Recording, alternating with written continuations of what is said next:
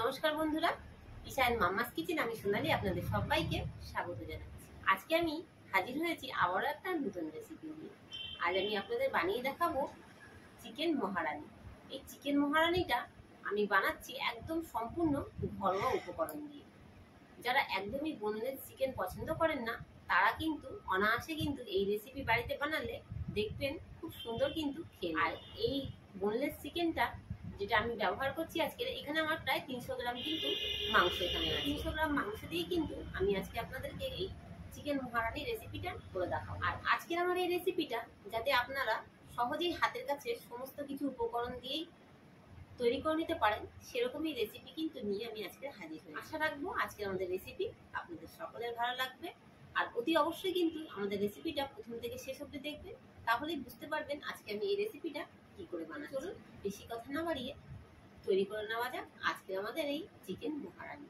আর কি কি উপকরণ লাগছে সেটা আমরা কিন্তু করতে করতেই আপনাদেরকে দেখিয়ে। তো চিকেন মহারানি বানাতে প্রথমে কিন্তু আমাদের চিকেনটাকে ম্যারিনেশন করে নিতে হবে। তো এখানে দেখতে পাচ্ছেন আমি কিন্তু বোনলেস চিকেনের কিন্তু আজকের আমি চিকেন মহারানি তৈরি করছি। এবার এর মধ্যে দিয়ে দিচ্ছি আমি কাশ্মীরি লঙ্কার গুঁড়ো, গোলমরিচ গুঁড়ো, পরিমাণ মতো নুন, আর দিচ্ছি টক দই দিয়ে সবকিছু ভালো করে মিক্স করে দিচ্ছি। তো ভালো করে মাখিয়ে নেওয়া হয়ে গেছে। এবারে আমি কি করব, এটাকে 1 ঘন্টার জন্য রেস্টে রেখে দেবো। যতক্ষণ রেস্টে রাখবেন ততক্ষণ কিন্তু আপনাদের চিকেনটা ভালো ম্যারিনেট হবে। আর এই চিকেন মহারানির জন্য একটা ভাজা মশলার কিন্তু আমাদের দরকার আছে। তার জন্য দেখুন এখানে নিয়েছি সাদা জিরে, মৌরি আর কিছুটা ধনে। এই মশলাগুলোকে আমি একসাথে হালকা করে এটাকে ভেজে নেব। ভেজে নিয়ে একদম মিহি পেস্ট করব না, ড্রাই রোস্ট করে নেব। তো আমি কিন্তু আপনাদেরকে আর ভেজে দেখাচ্ছি না। তো মশলা ভাজা কিন্তু আমাদের রেডি। এবারে একটা আমরা মশলার পেস্ট তৈরি করে নেব। তো তার জন্য লাগছে আমাদের একটা বড় সাইজের পেঁয়াজ কুচি। আর এই মিক্সিং জারেই কিন্তু আমি আর ধুলাম না, এর মধ্যেই কিন্তু মশলাটাকে করে নিচ্ছি। 3টে কাঁচা লঙ্কা, আদা, 5 থেকে 6টা রসুনের কোয়া। এবারে আমি একটা সুন্দরের একটা পেস্ট তৈরি করে নেবো। পেঁয়াজ আদা রসুনের পেস্টটাও কিন্তু দেখুন আমার করে নেওয়া হয়ে গেছে। আর এখানে আমাদের লাগছে কিছুটা দুধ। আর এখানে আমি দুধটা ব্যবহার করছি আমুল, শুকনো আমুল দুধটাকে একটু গুলে নিয়েছি।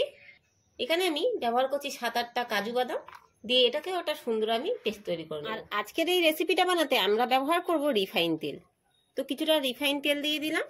তেলটা আমাদের গরম হয়ে গেছে। এবার দিয়ে দেবো একটা পেঁয়াজ। এবারে পেঁয়াজটা একটু ভেজে নেব। আর পেঁয়াজটা হয়তো দেখে বুঝতেই পারছেন আমি কিন্তু খুব পাতলা না আবার খুব মোটাও না, এইভাবে করে পেঁয়াজটাকে কুচে নিয়েছি। পেঁয়াজটা কিন্তু দেখুন মোটামুটি ভাজা হয়ে গেছে। এবারে আমি বেটে রাখা মশলার পেস্টটাকে দিয়ে দিচ্ছি, দিয়ে ভালো করে একটু কষিয়ে নিচ্ছি। তো ব্যাস, এর থেকে বেশি কিন্তু আমরা মশলাটাকে আর কষাবো না। এবার এর মধ্যে ম্যারিনেট করা চিকেনটাকে আমরা দিয়ে দেবো। যেহেতু প্রচুর পরিমাণের মধ্যে মশলা লেগে আছে, তো তার জন্য আমি এটাকে ভালো করে ধুয়ে মশলাটাকে এর মধ্যে দিয়ে দিচ্ছি। সব কিছু ভালো করে মিক্স করে দিচ্ছি। ম্যারিনেট করার সময় আমি কিন্তু কিছুটা নুন দিয়ে দিয়েছিলাম, তো তার জন্য আমি কিন্তু এখন অল্প নুনের ব্যবহার করছি। প্রয়োজন পড়লে আবারও পরে দিয়ে নেব। ভালো করে মিক্স করে নিয়ে ঢাকা চাপা দিয়ে এবার এটাকে আমি রান্না করব। আর এই সময় কিন্তু আমি গ্যাসের ফ্লেমটাকে একদম কমিয়ে দিচ্ছি।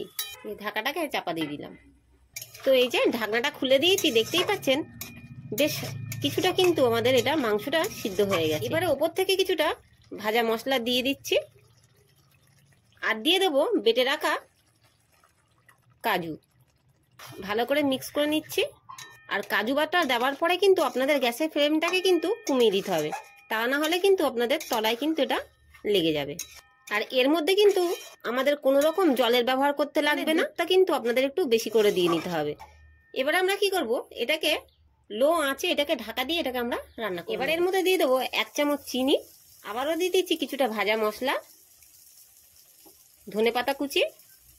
যেহেতু কসুরি মেথি নেই, তো তার কারণে কিন্তু আমি এর মধ্যে ধনেপাতার ব্যবহারটা করলাম। সবশেষে দিয়ে দিচ্ছি চিলি ফ্লেক্স।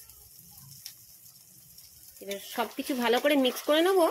তো দেখতেই পেলেন তৈরি করে নেওয়া হয়ে গেল আজকের আমাদের চিকেন মহারানি। কত কম সময় আর কত কম উপকরণে কিন্তু বাড়িতেই এরকম রেসিপি কিন্তু বানিয়ে নেওয়া যায়।